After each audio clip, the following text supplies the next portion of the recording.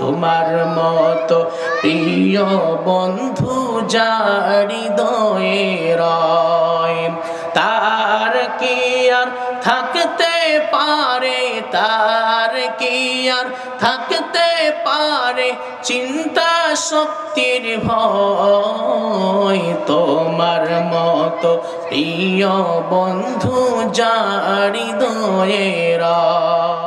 আজকে আমার আলোচনার বিষয়বস্তু হলো বন্ধুর প্রভাব। কিসের প্রভাব? বন্ধুর প্রভাব। এই পৃথিবীতে প্রমাণ পাওয়া গিয়েছে একজন মানুষ পরিবর্তন হওয়ার জন্য সব থেকে বেশি যিনি ভূমিকা পালন করে সে হলো বন্ধু। 15টি বছর ধরে আমরা সঠিকভাবে ভালোভাবে কোরআনের মাহফিলগুলো করতে পারি নাই। যেখানেই মাহফিল করতে গিয়েছি সেখানেই বাধা ছিল কি ছিল না? এখন কি কোনো বাধা আছে? যারা বাধা দিয়েছিল তারা কোথায়? মামুর বাড়ি দিল্লিতে। কোথায় গেছে? বিগত 15টি বছর ধরে আলেমদের হাতে পায়ে বেড়ি পরিয়ে জেলখানার মধ্যে আবদ্ধ করে রাখা হয়েছিল। আলেমদের অভিশাপ তাদেরকে লেগেছে, এই দেশ থেকে কুত্তার মতো কুকুরের মতো দেশ ছাড়তে বাধ্য হয়েছে। আল্লামা সাঈদী বলেছিলেন, যারা আলেমদেরকে ধরতেছো, মারতেছো, জেলখানায় ভরতেছো, সময় আসবে এমন ইন্দুরের গর্ত পাবে না পালাবার জন্য। তিনি এমন ভাবে কথাগুলো বলেছিলেন, মনে হয় দেখি দেখি বলছেন। তিনি আরো বলেছিলেন, আমাদের আলেমদেরকে যারা মৌলবাদী বলো, আমরা মূলবাদী গাছের গোড়ায় আছি, আর তোমরা নাস্তিকেরা তোমরা আগায় আসো, আগায় থাকো, ফল খাও, পাতা খাও, কোনো সমস্যা নাই, কিন্তু সেখান থেকে যদি বারবার ভ্যাকসি মারো, বাংলাদেশের 16 কোটি মুসলমান গাছের গোড়া ধরে এমন ভাবে ঝাঁকুনি দিবে, মামুর বাড়ি দিল্লি গিয়ে পড়বি। কথা কোন ঠিক কিনা? এখন তারা কোথায়? মামুর বাড়ি দিল্লিতে। কোথায়? কোথায় আওয়ামী লীগ, কোথায় কাদের কাকা, কোথায় গেল ওই জালিমের বড় বড় কথা? খেলা হবে, খেলা হবে, খেলা হবে বলে কাকা গেল পালাইয়া, হাসিনা পালাইছে দেশটা ছাড়িয়া, স্বৈরাচার পালাইছে দেশটা ছাড়িয়া। কথা বলেন ঠিক কিনা? বিগত 15টি বছর ধরে সব থেকে বাংলাদেশের মধ্যে নির্যাতিত নিপীড়িত হয়েছে আলেমরা, আর আলেমদের মধ্যে সব থেকে বেশি নির্যাতিত হয়েছে আল্লামা দেলোয়ার হোসেন সাঈদী। কথা বলেন ঠিক কিনা? 13টি বছর ধরে তাকে জেলখানার মধ্যে ভরিয়ে নিয়ে জেলখানার মধ্যে আবদ্ধ করে রেখে তারা ক্ষান্ত হয় নাই, শান্তি পায় নাই। আবার তারা ইঞ্জেকশনের মধ্যে বিষ মিশ্রণ করে আল্লামা দেলোয়ার হোসেন সাঈদীকে তারা শহীদ করে দিয়েছে। তারা মনে করেছে আল্লামা সাঈদীকে শহীদ করে তারা ইসলামী আন্দোলনকে স্তব্ধ করে দিবে, বন্ধ করে দিবে, কিন্তু তারা জানে না একজন আল্লামা সাঈদীকে তারা শহীদ করবে, আল্লাহ রাব্বুল আলামিন বাংলার ঘরে ঘরে সাঈদীর মতো আল্লামা তৈরি করে দিবে। ঠিক কিনা? সম্মানিত হাজিরিন, মূল আলোচনায় আসি। আজকে আমার আলোচনার বিষয়বস্তু হলো বন্ধুর প্রভাব। কিসের প্রভাব? বন্ধুর প্রভাব। এই পৃথিবীতে প্রমাণ পাওয়া গিয়েছে একজন মানুষ পরিবর্তন হওয়ার জন্য সব থেকে বেশি যিনি ভূমিকা পালন করে সে হলো বন্ধু। বন্ধু যদি নেককার হয়, পরহেজগার হয়, মুত্তাকি হয়, নামাজি হয়, আর আপনি যদি বেনামাজি হন, ওই নামাজি বন্ধুর কারণে ওই নামাজি বন্ধু একদিন না একদিন হাতে ধরে হোক, পায়ে ধরে হোক, আপনাকে কিন্তু মসজিদে নিয়ে আসবে। ঠিক কিনা? আর বন্ধু যদি খারাপ হয়, বন্ধু যদি ইয়াবাখোর হয়, গাঁজাখোর হয়, বেনামাজি হয়, সিগারেটখোর হয়, খারাপ বন্ধুকে যদি আমি আপনি গ্রহণ করি, ওই খারাপ বন্ধু প্রথমে আপনাকে সিগারেটের গন্ধ লাগবে, কিন্তু 10 দিন পরে কিন্তু ওই খারাপ বন্ধুর সঙ্গে উঠা বসার কারণে ওই বন্ধুটাও কিন্তু সিগারেট পান করবে। ঠিক কিনা? এই জন্য একটা কথাই আছে, সৎ সঙ্গে স্বর্গবাস, অসৎ সঙ্গে সর্বনাশ। দুনিয়াতে এমন ব্যক্তিকে আমাকে বন্ধু বানাতে হবে যিনি আমার দুনিয়াতেও কাজে লাগবে, আখিরাতেও কাজে লাগবে। রাসূল বলছেন আল মারউ মা'a মান আহাব্বা, এই দুনিয়ার মধ্যে যার সঙ্গে যার মহব্বত থাকবে, সম্পর্ক থাকবে, কিয়ামতের দিন ওই ব্যক্তির সঙ্গে তার হাসর হবে। এই জন্য বন্ধু নির্বাচন করার সময় আমাদেরকে স্মরণ রাখতে হবে, এমন ব্যক্তিকে বন্ধু বানাতে হবে যিনি আমার দুনিয়াতেও কাজে লাগবে, পরকালেও কাজে লাগবে। কারণ কিয়ামতের দিন বহু মানুষ ভালো বন্ধুর কারণে জান্নাতে যাবে, আবার অনেক ব্যক্তি খারাপ বন্ধুকে বন্ধু হিসেবে গ্রহণ করার কারণে জাহান্নামে চলে যাবে। কিয়ামতের ময়দানে জাহান্নামীরা যখন জাহান্নামে যাবে, জান্নাতীরা যখন জান্নাতের মধ্যে যাবে, জাহান্নাম থেকে একজন বান্দাকে উঠানো হবে। জাহান্নামী বান্দা বলবে, আমার তো জাহান্নামের ফয়সালা হয়ে গিয়েছিল, জাহান্নাম থেকে সুপারিশ করে কে আমাকে তুলল? ফেরেশতাদেরকে যখন প্রশ্ন করবেন, ফেরেশতাদেরকে বলবেন কোন নবী কি আমার জন্য সুপারিশ করেছে নাকি? ফেরেশতারা বলবে না, ও জাহান্নামী বান্দা, দুনিয়ার কোন নবী তোমার জন্য আজকে সুপারিশ করে নাই, কোন আলেম তোমার জন্য আজকে সুপারিশ করে নাই, তোমার আত্মীয়দের মধ্যে কেউ সুপারিশ করে নাই। জাহান্নামী বান্দা বলবে, তাহলে কে আমাকে সুপারিশ করে আজকে জাহান্নাম থেকে তুললো? ফেরেশতারা বলবে, জাহান্নামী বান্দা, দুনিয়ার মধ্যে তোমার একজন বন্ধু ছিল, নামাজি, দিনদার, পরহেজগার, মুত্তাকি। তোমার বন্ধুকে যখন আল্লাহ জান্নাত দিয়েছেন, তোমার বন্ধু জান্নাতের মধ্যে আল্লাহকে প্রশ্ন করেছেন, আল্লাহ, দুনিয়ার মধ্যে যিনি আমার বন্ধু ছিল, যাকে ছাড়া এক মুহূর্ত আমি থাকতে পারতাম না, আল্লাহ তাআলা আমার বন্ধু কোথায়? তখন আল্লাহ রাব্বুল আলামিন তোমার বন্ধুকে বলেছে, তোমার বন্ধু তো জাহান্নামের মধ্যে আছে। ওই সময় তোমার বন্ধু বলেছে, আল্লাহ, দুনিয়াতে যে বন্ধুকে ছাড়া এক মুহূর্ত থাকতে পারতাম না, আজকে জান্নাতের মধ্যে এক মুহূর্ত বন্ধুকে ছাড়া আমি থাকতে পারবো না, আমার বন্ধুকে আমার কাছে এনে দাও। জান্নাত তো এমন একটা জায়গা, বান্দা যা চাইবে তাই দেওয়া হবে। তোমার বন্ধু তোমার জন্য যে সুপারিশ করেছে, ওই নামাজি বন্ধু তোমার জন্য সুপারিশ করার কারণে তোমাকে জাহান্নাম থেকে মুক্ত করে দেওয়া হয়েছে। সাহাবতে সালে তোরা সালেহ কুনাদ, সাহাবতে তালেহ তোরা তালেহ কুনাদ। এই জন্য কিয়ামতের দিন বহু মানুষ নেককার বন্ধুকে দুনিয়াতে গ্রহণ করার কারণে অনেক ব্যক্তি জান্নাতে যাবে, আবার অনেক ব্যক্তি খারাপ ব্যক্তিকে বন্ধু হিসেবে গ্রহণ করার কারণে জাহান্নামে যাবে। আল্লাহ রাব্বুল আলামিন কোরআনে কারিমে বলছেন, দুনিয়াতে যারা খারাপ ব্যক্তিকে বন্ধু হিসেবে গ্রহণ করবে, কিয়ামতের দিন আফসোস করবে, ইয়া ওয়াইলাতা লাইতানি লাম আত্তাখিয ফুলানান খলিলা। কিয়ামতের দিন আফসোস করে বলবে, আয় আল্লাহ তাআলা, দুনিয়াতে যদি খারাপ ব্যক্তিকে আমি বন্ধু হিসেবে গ্রহণ না করতাম, আজকে আমাকে জাহান্নামে আসতে হতো না। কেন? তার বন্ধু কি করেছে? ওই বান্দা বলবে, লাকাদ আদাল্লানি আনিয যিকরি বা'দা ইয জাআনি ওয়া কানা আশ-শাইতানু লিল ইনসানি খাযুলা। ওই ব্যক্তি বলবে, আল্লাহ তাআলা, তোমার কোরআনটা আমি ধরেই ফেলেছিলাম, বুঝেই ফেলেছিলাম, তোমার কোরআনের রাস্তায় এসে ফেলেছিলাম, কিন্তু আল্লাহ তাআলা খারাপ ব্যক্তিকে বন্ধু হিসেবে গ্রহণ করার কারণে আমাকে কোরআনের রাস্তা থেকে বিচ্যুত করে জাহান্নামের রাস্তায় নিয়ে আসছে। কেমন করে? মনে করেন আপনি দুনিয়াতে এমন একজন ব্যক্তিকে বন্ধু হিসেবে গ্রহণ করেছেন যে খারাপ ব্যক্তি। আপনি মাহফিলে আসতেছেন, বন্ধুর সঙ্গে রাস্তার মধ্যে দেখা, বন্ধু বলে, বন্ধু কই যাও? আপনি বলতেছেন মাহফিলে যাচ্ছি। খারাপ বন্ধু বলতেছে, মাহফিলে গিয়ে কি লাভ, বড় মাঠে তো কনসার্ট হচ্ছে, চলো সেখানে যাই। এইভাবে যারা খারাপ বন্ধুকে গ্রহণ করবে, আপনার বন্ধু আপনাকে কোরআনের রাস্তা থেকে বিচ্যুত করে জাহান্নামের রাস্তায় নিয়ে যাবে। এই জন্য ভালো ব্যক্তিকে বন্ধু হিসেবে গ্রহণ করতে হবে। ভালো বন্ধু বন্ধুর উদাহরণ হলো, দৃষ্টান্ত হলো একটা আতর বিক্রেতার মতো। আপনি যখন কোনো আতরওয়ালার কাছে যাবেন আতর কিনতে, আপনি যদি আতর নাও কিনেন, দেখবেন আপনি কিন্তু আতরের ঘ্রাণ পাবেন, ঠিক কিনা?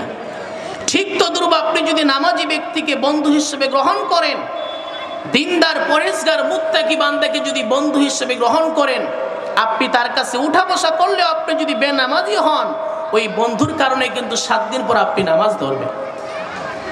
আর যদি খারাপ ব্যক্তিকে বন্ধু হিসেবে গ্রহণ করেন, তার উদাহরণ হলো, দৃষ্টান্ত হলো একটা কামারের মতো।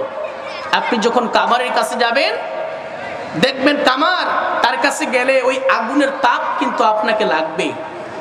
ঠিক তদ্রূপ খারাপ বন্ধুকে গ্রহণ করলে, ওই বন্ধু যদি সিগারেট খোর হয়, প্রথমে আপনাকে সিগারেটের গন্ধ লাগবে, 7 দিন পরে কিন্তু ঠিকই কিন্তু আপনি সিগারেট পান করবেন, ঠিক কিনা? এই জন্য সৎ সঙ্গে স্বর্গবাস, অসৎ সঙ্গে সর্বনাশ। খারাপ ব্যক্তির সঙ্গে উঠা বসা করা যাবে না। এই পৃথিবীতে বহু প্রমাণ পাওয়া গিয়েছে, খারাপ বন্ধুর কারণে মানুষ জাহান্নামের রাস্তায় চলে গেছে। যেমন ইতিহাসের কিতাবের মধ্যে আসছে, ফেরাউন তাকে মূসা আলাইহিস সালাম বহুবার ঈমান আনার জন্য প্রস্তাব দিয়েছিল। সে বহুবার ঈমান আনার জন্য প্রস্তুতি গ্রহণ করেছে, কিন্তু তার বন্ধু হামানের কারণে ফেরাউন ঈমান গ্রহণ করতে পারে নাই। মূসা আলাইহিস সালাম ফেরাউনের কাছে একদিন গিয়ে বলছে, ফেরাউন তুমি ঈমান গ্রহণ করো, আল্লাহকে বিশ্বাস করো।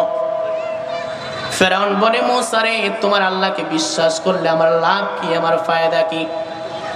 মূসা আলাইহিস সালাম বললেন, ফেরাউন তুমি যদি ঈমান গ্রহণ করো, তাহলে আখিরাতে আল্লাহ তোমাকে জাহান্নাম থেকে মুক্তি দিবেন, দুনিয়াতে তোমাকে 4টা নেয়ামত দান করবেন। কয়টা নেয়ামত বলেন? 4টা নেয়ামত। 1 নম্বর হলো, ও ফেরাউন তুমি যদি আল্লাহকে বিশ্বাস করো, আল্লাহকে রব হিসেবে গ্রহণ করো, দুনিয়াতে তোমাকে 4টা নেয়ামত দান করবে। 1 নম্বর হলো, কিয়ামত পর্যন্ত তোমার হায়াত থাকবে, কিয়ামত পর্যন্ত তুমি মৃত্যুবরণ করবে না। আর ওই সময় তোমার মৃত্যু হবে যখন তুমি মৃত্যু কামনা করবে।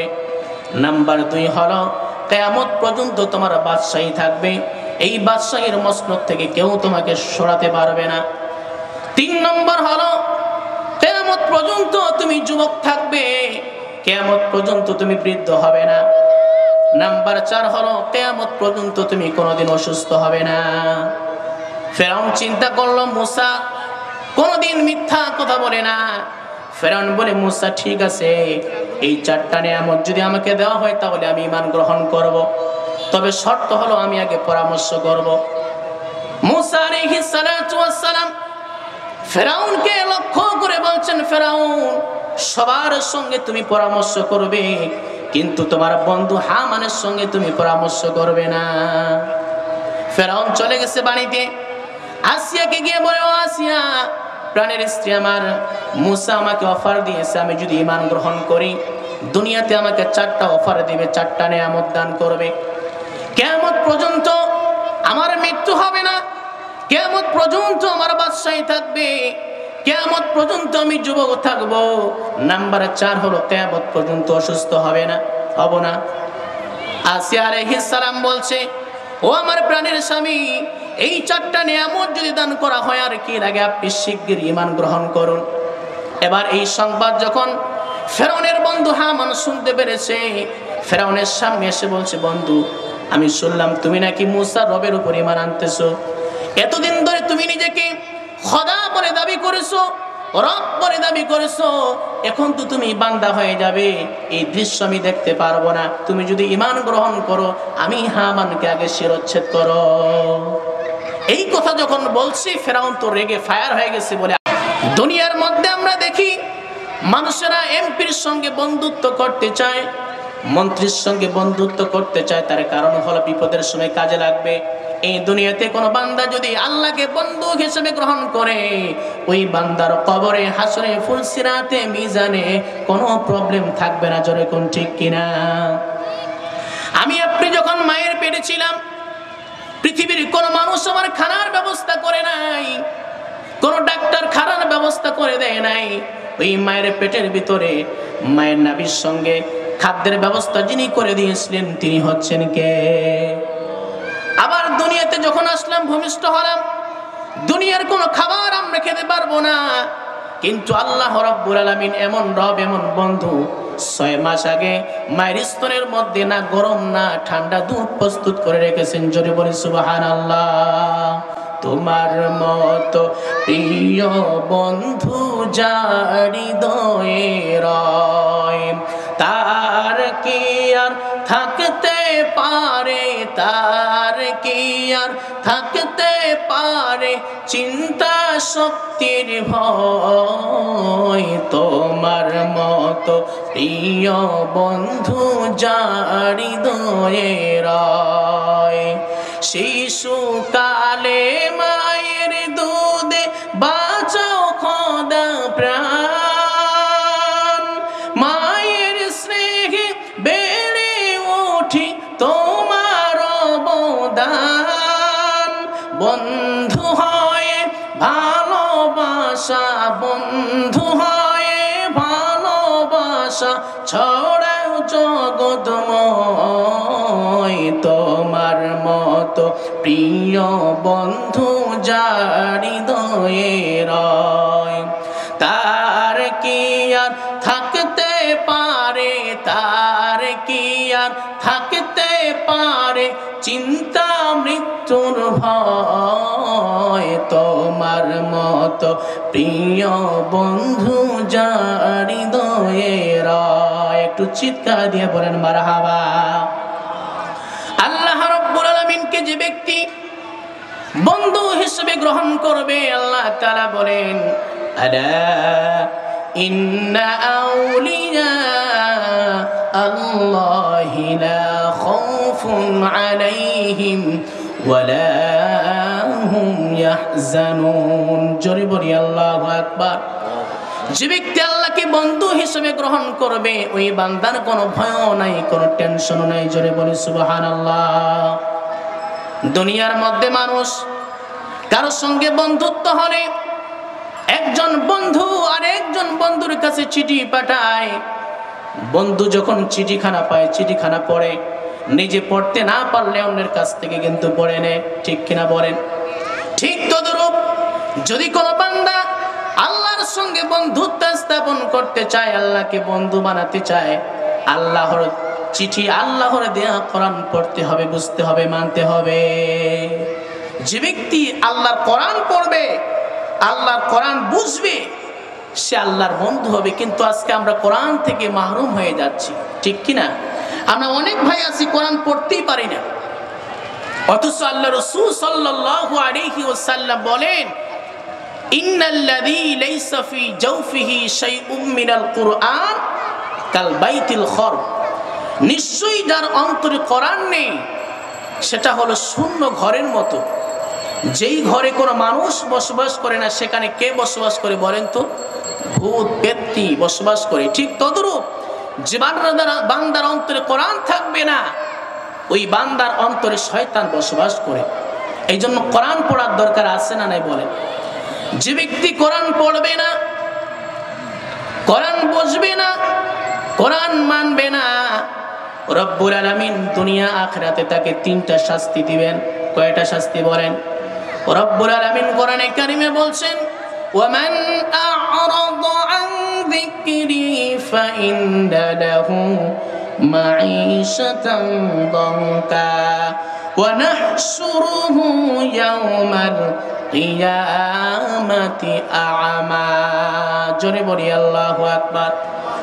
আল্লাহ বলছেন, যে ব্যক্তি আমার কোরআন থেকে মুখ ফিরিয়ে নেবে, কোরআন পড়বে না, কোরআন বুঝবে না, দুনিয়ার জিন্দেগিটা আমি তার সংকীর্ণ করে দিব।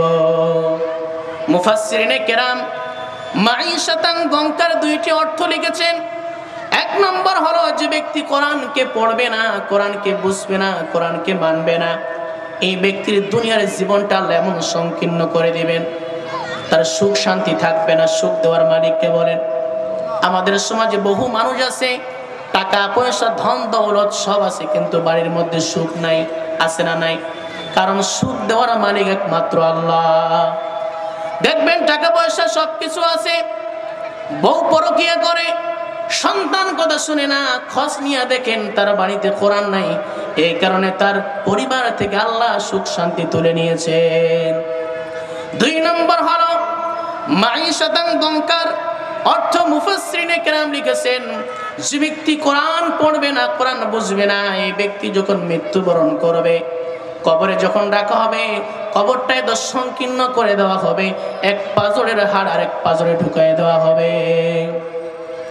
দুনিয়াতে 2টা শাস্তি, কিয়ামতের দিন কি হবে? ওয়ানাহশুরুহু ইয়াওমাল কিয়ামাতি আ'মা। যে কোরআন পড়বে না, কিয়ামতের দিন সে অন্ধ হয়ে উঠবে। ওই বান্দা আল্লাহকে প্রশ্ন করবে, ক্বালা রাব্বি লিমা হাশারতানি আ'মা ওয়া ক্বাদ কুনতু বাসীরা। আয় আল্লাহ তাআলা, আজকে কিয়ামতের দিন আমি অন্ধ হয়ে কেন উঠেছি? দুনিয়ার মধ্যে তো আমি চক্ষুওয়ালা ছিলাম, আজকে কেন আমি অন্ধ? আল্লাহ বলবে, বান্দারে, ক্বালা কাযালিকা আতাতকা আয়াতুনা ফানাসিতাহা ওয়া কাযালিকাল ইয়াওমা তুনসা। আল্লাহ বলবে, বান্দারে, দুনিয়ার মধ্যে যে কোরআন আমি দিয়েছিলাম, তোমাকে 2টা চোখ দিয়েছিলাম, এই 2টা চোখ দিয়ে তুমি আমার কোরআন পড়ো নাই, বুঝো নাই, এই কারণে আজকে কিয়ামতের দিন তোমাকে অন্ধ বানিয়ে উঠেছি। আমার ভাইয়ের জন্য কোরআন পড়ার দরকার আছে না নাই বলেন? কোরআনটাকে পড়তে হবে, জানতে হবে। কোরআন যদি কেউ পড়তে না পারে, পড়লে যেমন সওয়াব, কোরআনটা যদি আবার কেউ শুনলে সওয়াব আছে না নাই বলেন? আবার কেউ কোরআন পড়তেও পারে না, শুনতেও পারে না, কোরআন শরীফ খোলার পরে যদি হরফগুলোর দিকে তাকিয়ে থাকে, যতক্ষণ তাকিয়ে থাকবে আমার আল্লাহ ওই বান্দার আমল নামায় সওয়াব দিতেই থাকবেন। জোরে বলি সুবহানাল্লাহ। যেন কানে শুনি সদা তোমারই কালাম, হে খোদা, চোখে যেন দেখি শুধু কোরআনের আয়াত, শোনো আমার মুনাজাত, শোনো শোনো ইয়া ইলাহি আমার মুনাজাত, শোনো আমার মুনাজাত। আল্লাহ কবুল করুক, বলেন আমিন। আগে আমরা দেখতাম, ছোট্টবেলায় আমরা মক্তবে গিয়েছি কত, আস্তে আস্তে মক্তবগুলো আমাদের হারিয়ে যাচ্ছে, বিভিন্ন কারণে হারিয়ে যাচ্ছে। আমাদের সন্তানগুলোকে আমরা ইংলিশ মিডিয়ামে পড়ানোর জন্য মাস্টার ঠিক করি, আমরা 1000 টাকা দিয়ে ঠিক করি, 5000 টাকা বেতন। আবার অনেকে সন্তানকে গান শেখায়, গানের মাস্টারের জন্য সপ্তাহে 2 দিন শেখাতে আসে, গানের মাস্টারের জন্য আমরা বেতন নির্ধারণ করি 5000 টাকা। কিন্তু সন্তানকে যে কোরআন শিক্ষা দিব, কোরআন শিক্ষার জন্য যে ইমামকে রাখি, যে আলেমকে রাখি, প্রত্যেক দিন কোরআন শেখাই, কিন্তু মাস শেষে আমরা তার জন্য 500 টাকা নির্ধারণ করি, ঠিক কিনা? রোজ সকালে শুনতাম আগে আল কুরআনের বাণী রে, আল কুরআনের বাণী, এখন শুনি সারে গামার দীপ্ত ফেনফেনানি, ঠিক কিনা? রসকালে শুনতাম আগে আল কুরআনের বাণী রে, আল কুরআনের বাণী, এখন শুনি সারে গামার দীপ্ত ফেনফেনানি। ধর্মপ্রাণ মুসলমান আজকাল হয়েছে মডার্ন, ধর্মপ্রাণ ধর্মপ্রাণ আমরা বড়ই ধর্মপ্রাণ, নামাজ রোজার কিছুই নাই, ভুলেও ধরি না কোরআন, ধর্মপ্রাণ। প্রতিদিন যে কোরআন শিখায় তার পকেট যায় ফাঁকা রে, তার পকেট যায় ফাঁকা। সপ্তাহে 2 দিন গান শিখায় যে নে তো 1000 টাকা। ধর্মপ্রাণ মুসলমান আজকাল হয়েছে মডার্ন, ধর্মপ্রাণ ধর্মপ্রাণ আমরা বড়ই ধর্মপ্রাণ, নামাজ রোজার কিছুই নাই, ভুলেও ধরি না কোরআন, ধর্মপ্রাণ, ঠিক কিনা? এই জন্য কোরআনটাকে পড়ার দরকার আছে না নাই? তাহলে যে ব্যক্তি আল্লাহকে বন্ধু হিসেবে গ্রহণ করতে চায়, 1 নম্বর আল্লাহর কোরআনটাকে পড়তে হবে। দুই নম্বর আল্লাহ বলছেন রাসূলের সঙ্গে তোমার বন্ধুত্ব স্থাপন করতে হবে। রাসূল বলেন যদি কোনো ব্যক্তি আমার সঙ্গে বন্ধুত্ব করতে চায় আমি নবীর উপরে বেশি বেশি দরুদ পাঠ করতে হবে। কি পাঠ করতে হবে? দরুদ। নবীজি বলেন মান সাল্লা আলাইয়া ওয়াহিদাতান সাল্লাল্লাহু আলাইহি আশরা, যে ব্যক্তি আমি নবীর উপরে একবার দরুদ শরীফ পাঠ করবে আল্লাহ স্বয়ং ওই ব্যক্তির উপরে 10 বার রহমত নাজিল করেন। সুবহানাল্লাহ। আর নবীজি বলেন যে আমার প্রতি যত বেশি দরুদ পাঠ করবে কিয়ামতের দিন ওই উম্মতের জন্য আমি নবীর সুপারিশ করা ওয়াজিব হয়ে যাবে। সুবহানাল্লাহ। কিয়ামতের কঠিন মুসিবতের দিনে যেদিন সমস্ত বান্দার আমলনামা ওজন করা হবে, আল্লাহর পয়গম্বর বলেন হযরত আদম আলাইহিস সালামের গর্দানটা এত উঁচু হবে কিয়ামতের মাঠে সমস্ত মানুষদেরকে তিনি দেখতে পাবেন। একজন উম্মতে মুহাম্মদী তার আমলের পাল্লা যখন ওজন করা হবে নেকির পাল্লার থেকে গুনাহের পাল্লা তার ভারী হয়ে যাবে। ফেরেশতারা সঙ্গে সঙ্গে উম্মতে মুহাম্মদীকে জাহান্নামের দিকে নিয়ে যেতে থাকবে। আদম আলাইহিস সালাতু ওয়াস সালাম এই দৃশ্য দেখার পর আমাদের পয়গম্বর বিশ্ব নবীকে বলবে হে মুহাম্মদ আমি লক্ষ্য করে দেখলাম তোমার একজন উম্মতের আমলনামা ওজন করা হয়েছে, নেকির পাল্লার থেকে গুনাহের পাল্লা বেশি ভারী হয়ে গিয়েছে, যার কারণে তোমার উম্মতকে ফেরেশতারা জাহান্নামের দিকে নিয়ে যায়। এই খবর শোনা মাত্র আল্লাহর পয়গম্বর বিশ্বনবী বলেন আমি সঙ্গে সঙ্গে ফেরেশতাদের পিছনে ছুটতে থাকবো, কিন্তু ফেরেশতারা এত দ্রুত যাবে আমি তাদের নাগাল পাবো না। এমন সময় নৈরাশ হয়ে আকাশের দিকে আমি তাকিয়ে থাকবো, আল্লাহকে বলবো আল্লাহ তাআলা তুমি তো আমাকে বলেছো আমাকে তুমি কিয়ামতের দিন নৈরাশ করবে না। ওই যে আমার উম্মতকে দেখা যায় জাহান্নামের ফেরেশতারা নিয়ে যাচ্ছে। আল্লাহ রাব্বুল আলামিন ওই সময় জাহান্নামের ফেরেশতাদেরকে লক্ষ্য করে বলবেন ও আমার ফেরেশতারা তোমরা একটু দাঁড়াও, পিছনে তোমরা একটু তাকিয়ে দেখো আমার হাবিব আমার বন্ধু মুহাম্মদুর রাসূলুল্লাহ সাল্লাল্লাহু আলাইহি ওয়াসাল্লাম কি যেন তোমাদেরকে বলবে। ফেরেশতারা সঙ্গে সঙ্গে দাঁড়িয়ে যাবে। ফেরেশতারা নবীজিকে জিজ্ঞেস করবে ইয়া রাসূলুল্লাহি ইয়া হাবিবাল্লাহি আপনি আমাদেরকে কি বলতে চান বলেন। আল্লাহর পয়গম্বর বলেন ওই সময় ফেরেশতাদেরকে বলবো তোমরা আমার উম্মতকে কেন জাহান্নামের দিকে নিয়ে যাও। ফেরেশতারা বলবে ইয়া রাসূলুল্লাহি আপনার উম্মতের আমরা আমলনামা ওজন করেছি, নেকির পাল্লার থেকে গুনাহের পাল্লা ভারী হয়ে গেছে, যার কারণে আমরা তাকে জাহান্নামের দিকে নিয়ে যাচ্ছি। রাসূল ওই সময় বলবেন নো ফেরেশতারা আমার উম্মতের আমলনামা তোমরা আমার সামনে ওজন করো। নবীর সামনে যখন ওজন করা হবে উম্মতে মুহাম্মাদের নেকির পাল্লার থেকে গুনাহের পাল্লা যখন ভারী হতে থাকবে নবীজি বলেন ওই সময় ওই বদির পাল্লার রশিটা আমি চেপে ধরবো, আমার পকেট থেকে একটা কাগজের টুকরা দেওয়ার সঙ্গে সঙ্গে নেকির পাল্লা ভারী হয়ে যাবে। জান্নাতের ফেরেশতারা ওই উম্মতকে নিয়ে যাবে। ওই উম্মত বলবে ও ফেরেশতারা আমার তো জাহান্নামের ফয়সালা হয়ে গিয়েছিল, আজকে আমাকে কি আমার জন্য সুপারিশ করলো। ওই সময় ফেরেশতারা নবীর সামনে তাকে নিয়ে আসবে, এই ব্যক্তি তোমার সুপারিশ করেছে। ওই উম্মত বলবে বান্দা বলবে আমার আজকে জাহান্নামের ফয়সালা হয়ে গিয়েছিল, আপনি কে আমার জন্য আজকে সুপারিশ করলেন। আল্লাহর পয়গম্বর বলেন ওই সময় তিনি বলবেন ও আমার উম্মত তুমি কি আমাকে চিনতে পারো নাই, আমি হলাম তোমার নবী মুহাম্মদুর রাসূলুল্লাহ। ও আমার উম্মত তুমি যে দুনিয়ার মধ্যে দরুদ শরীফ পাঠ করতে, দরুদ শরীফ পাঠ করার কারণে আজকে আমি তোমার হাবিব তোমার পয়গম্বর ওই যে নেকির পাল্লার মধ্যে যে কাগজের টুকরাটা দিয়েছিলাম সেটা হলো তোমার দরুদ। দুনিয়ার মধ্যে যে দরুদ পড়েছিল আজকে সেই দরুদ তোমাকে আমি ফেরত দিলাম। জোরে বলি সুবহানাল্লাহ। মুহাম্মদ মুস্তাফা সাল্লি আলা তুমি বাদশার বাদশাহ কামলেওয়ালা, মুহাম্মদ মুস্তাফা সাল্লি আলা তুমি বাদশার বাদশাহ কামলেওয়ালা, পাপে তাপে পূর্ণ আধার দুনিয়া, পাপে তাপে পূর্ণ আধার দুনিয়া হলো পূর্ণ বেহেশতি নূরে উজালা মুহাম্মদ মুস্তাফা সাল্লি আলা তুমি বাদশার বাদশাহ কামড়েওয়ালা। একটু চিৎকার দিয়ে বলেন মারহাবা। তাহলে দরুদ শরীফ পড়লে লাভ না ক্ষতি বলেন? লাভ। আল্লামা শাইখ শিবলি রহমাতুল্লাহি আলাইহি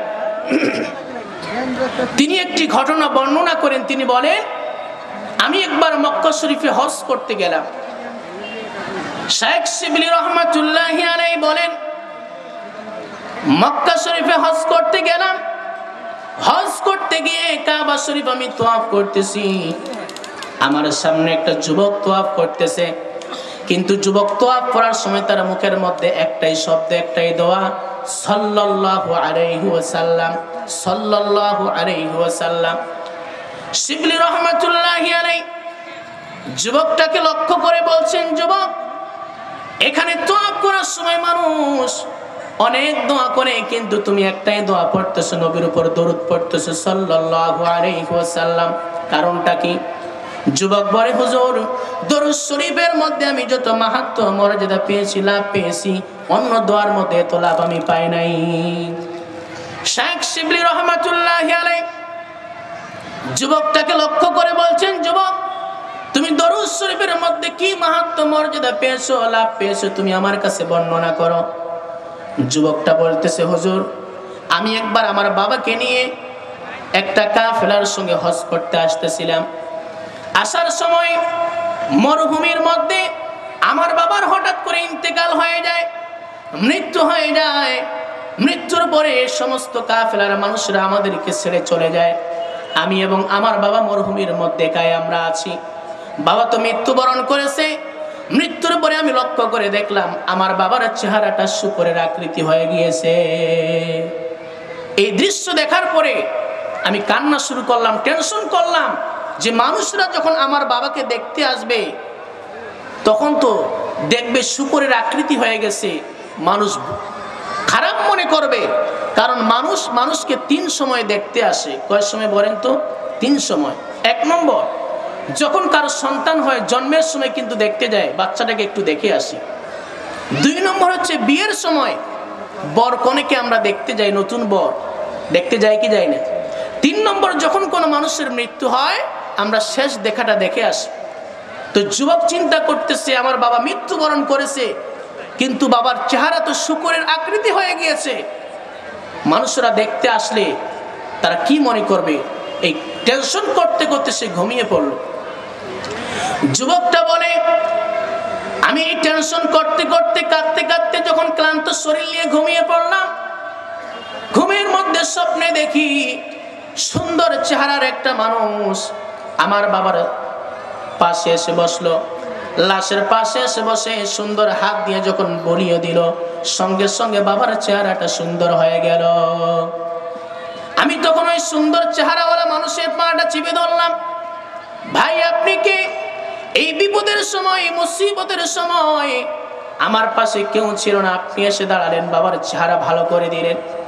ওই সময় তিনি বলছেন, ও উম্মত, তুমি কি চিনতে পারো নাই? আমি হলাম তোমার পয়গম্বর মুহাম্মদুর রাসূলুল্লাহ সাল্লাল্লাহু আলাইহি ওয়াসাল্লাম।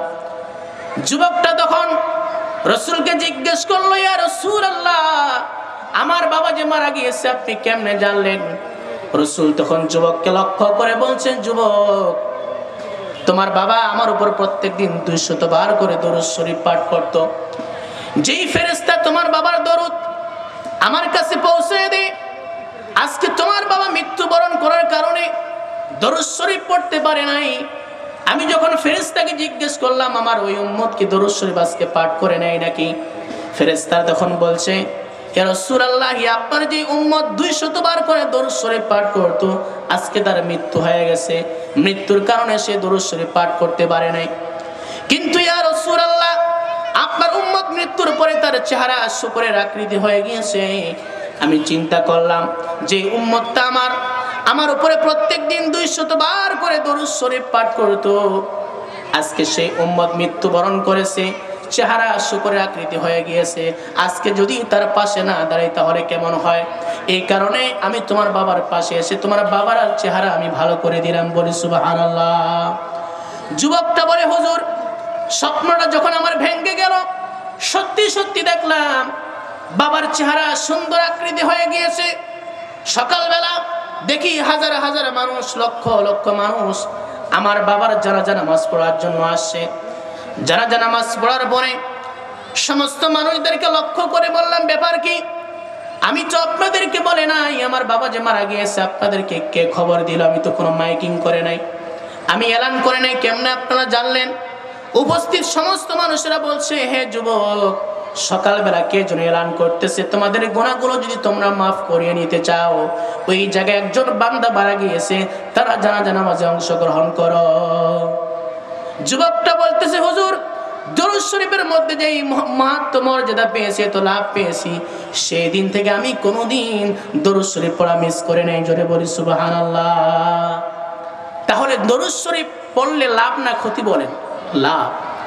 আমাদের নবী এমন একজন নবী, নবীজি বলেন, ইন্না লিকুল্লি নাবিয়্যিন মুস্তাজাবুদ দাওয়া, নিশ্চয়ই প্রত্যেকটি নবীকে আল্লাহ একটা করে স্পেশাল করা দোয়া করার সুযোগ দিয়েছেন, যেই দোয়াটাকে বলা হয় মুস্তাজাবুদ দাওয়া। যখনই দোয়া করবে, যেই দোয়া করবে সঙ্গে সঙ্গে কবুল করে নেবেন কে? নবীজি বলেন, প্রত্যেকটা নবী দুনিয়াতেই যখন বিপদে পড়েছেন দোয়াটা করে ফেলছেন। আদম আলাইহিস সালাম সেই দোয়াটা করেছেন, হযরত মূসা আলাইহিস সালাম বিপদে পড়েছেন, দোয়াটা করে ফেলছেন। নবীজি বলছেন, আমি এই দোয়াটা এখনো করে নাই, দুনিয়াতে করব না, কিয়ামতের দিন যেদিন কঠিন মুসিবতের দিন হবে, ওই দিন আমার উম্মতদেরকে সুপারিশ করে আমি জান্নাতে নিয়ে যাব। সুবহানাল্লাহ। কিয়ামতের কঠিন মুসিবতের দিনে, যেই দিনটা হবে 50,000 বছরের সমান, যেদিন সূর্য মাথার কাছে চলে আসবে, এই সূর্য আমরা দেখি লক্ষ লক্ষ মাইল ধরে, সূর্য মাথার কাছে চলে আসবে। সূর্যের মুখ হলো 12টা, নিচের দিকে 3টা মুখ করা আছে, উপরের দিকে 9টা মুখ করা আছে। কিয়ামতের দিন 12টা মুখ নিচের দিকে করা থাকবে। সেই দিনটা হবে 50,000 বছরের সমান। মানুষের অস্থির হয়ে যাবে। আজকে আমাদের জাহান্নামের ফয়সালা হোক চাই জান্নাতের ফয়সালা হোক, আল্লাহ যেন বিচার কাজ শুরু করেন। তারা সমস্ত মানুষেরা আদম আলাইহিস সালামের কাছে গিয়ে বলবে, হে আল্লাহর পয়গম্বর, আপনি পৃথিবীতে সর্বপ্রথম মানুষ ছিলেন, সর্বপ্রথম নবী ছিলেন। আল্লাহ রাব্বুল আলামিন কুদরতি হাত দ্বারা আপনাকে বানিয়েছেন। আজকে কিয়ামতের দিন আল্লাহ বিচার কাজ শুরু করতেছেন না, আপনি একটু আমাদের জন্য সুপারিশ করেন, আল্লাহ যেন বিচার কাজ শুরু করেন। আদম আলাইহিস সালামের ওই সময় জান্নাতে তিনি যে গন্ধম ফল খেয়েছিলেন স্মরণ হয়ে যাবে। সমস্ত মানুষদেরকে বলবে, আজকে আমি আল্লাহর কাছে যেতে পারবো না, কারণ জান্নাতের মধ্যে আমি নিষিদ্ধ ফল খেয়ে ফেলেছিলাম, আজকে আমার দ্বারা সম্ভব না, তোমরা চলে যাও হযরত নূহ আলাইহিস সালামের কাছে। সমস্ত মানুষেরা নূহ আলাইহিস সালামের কাছে চলে যাবে, হে আল্লাহর নবী, আপনি আমাদের জন্য আজকে সুপারিশ করেন, আল্লাহ যেন আমাদের বিচার কাজ শুরু করেন। নূহ আলাইহিস সালাম বলবেন, আমার দ্বারা সম্ভব না, তোমরা চলে যাও হযরত মূসা কালিমুল্লাহর কাছে। যেই নবী আল্লাহর সঙ্গে ডাইরেক্ট কথা বলতেন, সেই মূসা নবীর কাছে চলে যাও। সমস্ত মানুষেরা মূসা নবীর কাছে গিয়ে বলবে, আল্লাহর পয়গম্বর, পৃথিবীতে আপনি এমন একজন নবী ছিলেন, আল্লাহর সঙ্গে আপনি ডাইরেক্ট কথা বলতেন, আপনি একটু আমাদের জন্য আজকে সুপারিশ করেন, আমাদের জন্য যেন আল্লাহ বিচার কাজ যেন শুরু করেন। মূসা নবী বলবে, আমার দ্বারা সম্ভব নয়, কারণ দুনিয়াতে আমি ফেরাউনের এক বাবরচিকে একটা থাপ্পড় মেরে ফেলেছিলাম, আমার দ্বারা সম্ভব না, তোমরা চলে যাও ইব্রাহিম নবীর কাছে। সমস্ত মানুষেরা ইব্রাহিম পয়গম্বরের কাছে আসবে, আসার পরে বলবে, হে আল্লাহর পয়গম্বর, দুনিয়াতে আপনি আল্লাহর খলিল ছিলেন, দোস্ত ছিলেন, আজকে কিয়ামতের দিন আল্লাহ বিচার কাজ শুরু করতেছেন না, আপনি একটু আমাদের জন্য সুপারিশ করেন। ইব্রাহিম নবী বলবে, আমার দ্বারা সম্ভব না, তোমরা চলে যাও হযরত ঈসা নবীর কাছে। সমস্ত মানুষেরা ঈসা নবীর কাছে গিয়ে বলবে, হে আল্লাহর পয়গম্বর, আপনি এমন একজন নবী ছিলেন, বাপ ব্যতীত আল্লাহ পাক আপনাকে দুনিয়াতে পাঠিয়েছিলেন মায়ের গর্ভে, আপনি একটু আমাদের জন্য আজকে সুপারিশ করেন, আল্লাহ যেন বিচারের কাজ শুরু করেন। ঈসা আলাইহিস সালাম বলবে, না না, আমার দ্বারা সম্ভব না, কারণ দুনিয়াতে আমার উম্মতেরা আমাকে আল্লাহর ছেলে বলে সম্বোধন করে, আমি আল্লাহর সামনে যেতে পারবো না। আজকে কোন নবী আল্লাহর সামনে দাঁড়াতে পারবে না একজন নবী ছাড়া, তিনি হলেন আখিরি জামানার পয়গম্বর মুহাম্মদুর রাসূলুল্লাহ সাল্লাল্লাহু আলাইহি ওয়াসাল্লাম। সমস্ত মানুষেরা আমাদের নবীর কাছে আসবে, আল্লাহর পয়গম্বর বলেন ওই সময় আমি সিজদার মধ্যে পড়ে যাব। আল্লাহ আমাকে লক্ষ্য করে বলবে, ইরফা রাসাকা ইয়া মুহাম্মদ, ইরফা রাসাকা ইয়া মুহাম্মদ, হে মুহাম্মদ সাল্লাল্লাহু আলাইহি ওয়াসাল্লাম আপনি মাথা উত্তোলন করুন, আপনি আজকে সুপারিশ করুন। ইসফা তুসাফা, সুপারিশ করুন, আপনার সুপারিশ কবুল করা হবে। ওই সময় নবীজি মাথা উত্তোলন করে তার মুখ থেকে একটাই লফজ বের হবে, রব্বি হাবলি উম্মতি, রব্বি হাবলি উম্মতি। জোরে বলি সুবহানাল্লাহ। রহমাতুল লিল আলামিন নবী, কোরআনে প্রমাণ, আশিক বিনে কে বুঝিবে আমার দয়ার নবীর শান, উম্মত বিনে কে বুঝিবে আমার দয়ার নবীর শান। রহমাতুল লিল আলামিন নবী, রহমাতুল লিল আলামিন নবী, কোরআনে প্রমাণ, আশিক বিনে কে বুঝিবে আমার দয়ার নবীর শান, উম্মত বিনে কে বুঝিবে আমার দয়ার নবীর শান।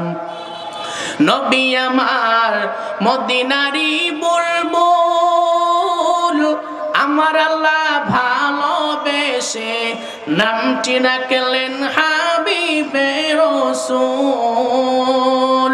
নবী আমার মদিনারি বুলবুল, আমার আল্লাহ ভালোবেসে নামটি রাখলেন মুহাম্মদ রাসূল। সেই নবীকে ভুল বুঝিলে, সেই নবীকে ভুল বুঝিলে থাকবে না ঈমান, আশিক বিনে কে বুঝিবে আমার দয়ার নবীর শান, উম্মত বিনে কে বুঝিবে আমার দয়ার নবীর শান। রহমাতুল লিল আলামিন নবী, কোরআনে প্রমাণ, আশিক বিনে কে বুঝিবে আমার দয়ার নবীর শান, উম্মত বিনে কে বুঝিবে আমার দয়ার নবীর শান। একটু চিৎকার দিয়ে বলেন মারহাবা। তুমি রাসূল খোদার, জগতের চাঁদ তুমি, জগতের চাঁদ তুমি, নবীজি আমার। আবু বকর সুস্থ হলো মুজিজা তোমার, তুমি পিয়ারা খোদার। একটু চিৎকার দিয়ে বলেন মারহাবা।